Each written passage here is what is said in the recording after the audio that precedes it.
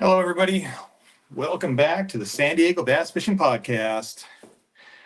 First of all, I'd like to ask you to please like and subscribe and share the podcast. We're trying to grow the channel, and the sharing really helps a lot. And liking and subscribing, of course, that helps too. But sharing is kind of the big deal. If you could share it on Facebook pages or send it to one of your friends or whatever, we could try to get more viewers on here, more subscribers. We're at 233 subscribers right now. We've been online. Well, this is our number 38. This is our 38th podcast so far. And I think it's been 3 months. We were doing them twice a week. I'm going to trim them back down to once a week. That was pretty aggressive. That was a pretty aggressive schedule, twice a week, trying to get all those interviews in. But we got our foot in the door. And like I said, we've got them lined up. I've got 2 recorded right now. We're going to record another one. We've got Kevin and Dan Hermes coming on. Kevin Norling, Dan Hermes coming on today. And they are going to give us a tournament recap from the National Bass West Tournament of Champions, where at Lake Havasu last weekend, where they won. First place, $15,000 plus a bunch of big gaggle of prizes. So we are going to get the rundown from those guys, from the winners. They're pretty tough to beat. They were, I believe, they were Anglers of the Year on the team series this year. Those 2 guys, so yeah, they're the guys to beat, and we have them on the podcast. So looking forward to this. And let's see here. Still got a few more minutes. What do we have coming up? I have personally a San Diego Bassmaster tournament at El Cap tomorrow. There's going to be about 20 boats out there. The club usually puts 16 to 20 boats on the lake for the local tournaments. That's really about it. Well, we have Western Outdoor News U.S. Open starting next week, starting on Monday, 14th, 15th, 16th. We have Dennis Colander, Todd Holberson, Jeff Pierce, John Bell, Craig Taylor, off the top of my head, from San Diego, that are going to be fishing there. Who else? I can't, I'm missing a bunch of people, but right off the top of my head, those are the guys that we're going to be rooting for. Most of them are over there already practicing. Sounds like the water level is coming down still a little bit slowly. It's slowed down, the fishing is okay. I haven't heard of any great reports or anything, but you're not going to get great reports from anybody practicing. So everybody, U.S. Open, biggest tournament on the West Coast of the year, starting on Monday. Let's see here. What time is it? All right, it's 2:58. I'm going to go ahead and send this invite out to Dan and Kevin and get this show on the road.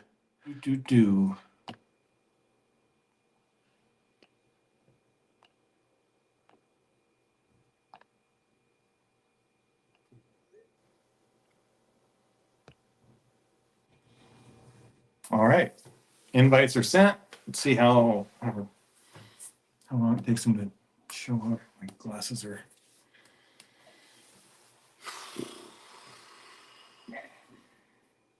How about those Padres? Tonight's the night. We got to win. We have to win in LA tonight. So those first 3 games are pretty darn good. Except for last night, or the night before last, where we lost 8-0 in San Diego. Okay, we got one guest. Mr. Kevin Norling, how are you doing? Good. How are you? I'm good. Good. Waiting for Dan to show up here. All right. Oh, there he is. Nice. What's up, Dan guys? Hermes. How's it going? Good. How are you? Good. Thanks for having me. Absolutely. Thanks for coming on. Yeah, for sure. It's Kevin doing duct taping his phone to his. I'm duct taping to Landon's drum sets. Oh, nice. Cool. So I can put it somewhere not in my face. Yeah. All right. Well, welcome back, everybody, to San Diego Bass Fishing Podcast. Today we have Kevin Norling, Dan Hermes, who are the winners of last weekend's Tournament of Champions, National Bass West at Lake Havasu. Congratulations, guys. Good job. Appreciate it. Thank you. Yeah, thank you. Appreciate it. Yeah, absolutely. So what'd you guys win for first place? Go ahead, Kev. So we won a total of $13,500 in cash and gift card / batteries. We won a full set of lithium batteries. We won a pro entry into a U.S. Open event or one Bass Open event as a pro and as a co-angler. Let's see. We won $6,500 in cash. We got the belt buckle. We got those are sweet. Yeah, that's cool. That was my favorite part. That's a rodeo. That's some rodeo stuff right there. Yeah, Dan was giving up half his cash for an extra belt buckle. I totally would. I told Kevin, I'm like, of all the tournaments that we fish, I feel like that's the coolest, coolest trophy you can get. At least that I've seen. In my opinion, this is just my humble opinion. Yeah, I love them. Yeah, we give them away for the Bassmasters Angler of the Year. Gets a great big one too. So yeah, I think they're cool. Yeah, right. It's definitely unique. Yeah, and then we got a $5,000 voucher towards a new boat Last Chance. So any class boat, Vexus, Bass Cat, Skeeter, or Phoenix. Yeah. Pretty cool. Yeah, good little get out. Yeah. So were you guys where did you finish in National Bass West as far as the San Diego division goes? Or is that that was your main division, right? It wasn't up at Diamond Valley. Yeah, that's what we qualified through. I think we missed one event and there was a throwaway, but I think we were in the top. We were in 6th place going into the end of the year. Yeah. 5th or 6th. Yeah, that sounds right. What does it take to get an invite to the Tournament of Champions for National Bass West? So I believe you need to, don't quote me on this one, but I believe you need to fish 5 out of the 6 events. And you need to be in the top 40%, I think. Okay. I believe that's what it takes. Yeah. All right. And then it's a free tournament champions, right? No, you still do pay it like a basic tournament, so it's still a $3 entry fee. Yeah. Oh, okay. Well, that's whatever. Yeah. Yeah.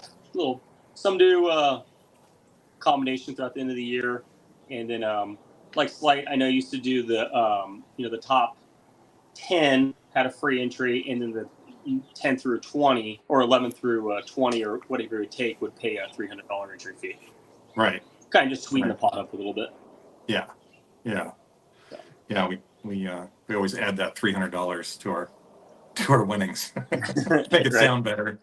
Yep. Exactly. Boost it up. So Dan, are you a firefighter? Yeah. Mm-hmm. Firefighter medic up in Long Beach. Oh, you're in Long Beach. Yeah. Yep. So I commute up. We live in San Marcos, so I commute up from here. Yeah. I used to have to commute to Long Beach. Oh, I had the boat. We would run the boat out of there in the springtime at 22nd Street Landing. Yeah. And I'd try to arrange the trips so we go like Thursday through Sunday. So I just go up there on Thursday and come home on Sunday kind of thing. Yeah. Yeah. Make it worth your while. Yeah. It takes when we moved out to Lakeside, it took over 2 hours to get up there and back, but yeah. It's usually not too bad for me. I'm driving up so early in the morning. Yeah. We work 24-hour shifts, so I'm driving up at 5 in the morning, so traffic isn't too terrible. Yeah. But yeah, I'm used to it. Just pop in a podcast and zone out. I can only imagine how busy Long Beach is. Yeah, it's a busy city for sure. yeah, there's definitely a lot going on every day. So, but it's fun. It's definitely fun. Are you more residential, or are you like on the port?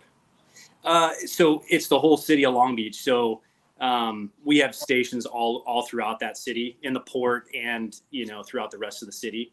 Yeah. So I've kind of bounced around within the city. I was in North Long Beach for a while. Now I'm more on the east side of Long Beach. And but we, if you work overtime or you get mandatory forced to work, you're kind of working all over the city. It could be anywhere. So that city of Compton. That's close, right? Yeah, the one of the first stations I worked at was up there, border of Compton, like North Long Beach, where the 710, 91 kind of converge.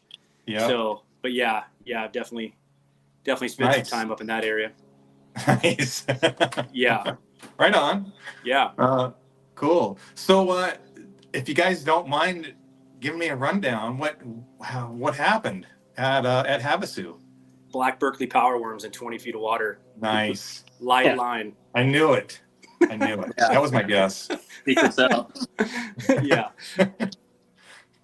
Drop shot reapers. Yeah, exactly. Yeah, drop shot and reaper, salt and pepper reaper. Yeah, that's right. Split shot it, actually. Yeah. So we left here Wednesday. I think we left Wednesday. What do we leave, Dan? Around like 8:00 in the afternoon. Yeah, Wednesday night. We meant to get an earlier start, but it just wasn't happening with our kids and everything else. So we got out there pretty late. I don't think we got out there Wednesday till like 12:30 or something. Yeah, 12:30, 1 in the morning. Yeah. I got a buddy's house we stay at out there, so we just rolled in. He had his RV. He's got a house here in San Diego, so he brought his RV back over here. So we got a pretty good little get up, back the boat in the truck right in the RV garage, and shut the door. Went to bed, woke up. I think we hit the water about, I don't know, I'd say like 6:45, 7:00 Thursday morning. Yeah. And it was pretty hot. I think it was right around like 109 to 111 out there. And not much wind. Yeah. Water was definitely lower, much lower than I've ever fished the lake before. So that was a bit of a change. Found that out kind of the hard way one day. But first day we ran around, literally fished from I think they call it like Body Beach, which is right outside of the London Bridge. I guess when you come out into the main lake, you're heading down south. So we fished from there to about 5 miles up the river. So that was kind of our little milk run. It kind of sounds cliche, but we caught honestly fish in 6 inches of water on the first day and out to about 25 feet on deep grass beds. Those big structure piles they make out there of all like the palm leaves and the cages, and been big old timber piles that we've fished in the past. Yeah. So, kind of like a junk fishing fest, like it always seems to be when I go out there. But we started the first day goofing around in practice. Caught a couple frogfish. Then we caught one on the whopper plopper, swim jig, chatterbait, crankbait, flipping. I think Dan had do you have one on the glide bait or? Yeah, I caught a couple pre-fishing on a glide bait, and then we caught 5 on it in the tournament. So, yeah. Wow. So, first day of the tournament rolls around. We launch. We're like one of the last boats out. Make a short little run up and around the corner. It was like 6:15, I think. First boat took off, or 6:10. And like 6:45, we had a limit. So we're like, all right, perfect. Get the 10, 11 pound limit. Run around the next corner, call everything out. We're at 17 pounds.